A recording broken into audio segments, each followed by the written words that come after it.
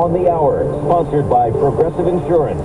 I'm Stacey Lynn. President Trump's decision on whether or not to strike Iran is on hold. White House Press Secretary Caroline Leavitt. I have a message directly from the president, and I quote, "Based on the fact that there's a substantial chance of negotiations that may or may not take place with Iran in the near future, I will make my decision whether or not to go within the next 2 weeks."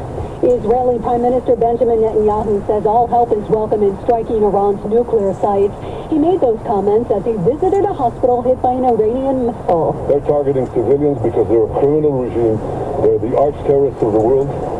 They want to have nuclear terrorism, which will put the entire world under nuclear blackmail, and they would use these weapons. The response from Iran's deputy foreign minister. They started the war on Iran. They attacked us. Hundreds of Iranian civilians have been up until now killed.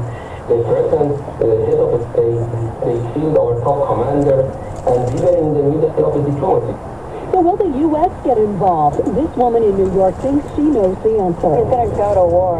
I feel like he's already kind of made up his mind. He's just trying to, placate people, I think, because it's a very unpopular sort of situation that he's getting into. Now to severe weather impacting millions of Americans. Meteorologist Jessica Birch. Areas like Alabama, stretched all the way throughout Tennessee and Kentucky, continue to see some of these stronger storm cells track to the east, bringing in heavy amounts of rain, a loss of wind, and that tornado chance really isolated just along the coastline from D.C. up into New York. Hurricane Eric made landfall in southwestern Mexico today, a Category 3 storm. President Trump gives TikTok more time to find a new owner. Our Linda Kenyon at the White House. The president has given the social media platform another 90 days to find an American-based owner. This is the third time Trump has extended the deadline for TikTok to spin off from the Chinese-owned company ByteDance. A previous deal fell apart after China backed out following the president's announcement of massive trade tariffs against China. A vigil was held last night for a prominent state lawmaker and her husband gunned down at their home.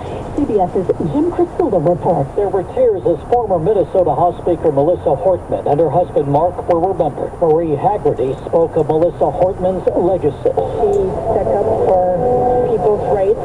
She was a fighter. Minnesota Governor Tim Walz calling Hortman the most consequential speaker in state history. And the stock markets were closed today in observance of Juneteenth. This is CBS News. Well, that's today's news.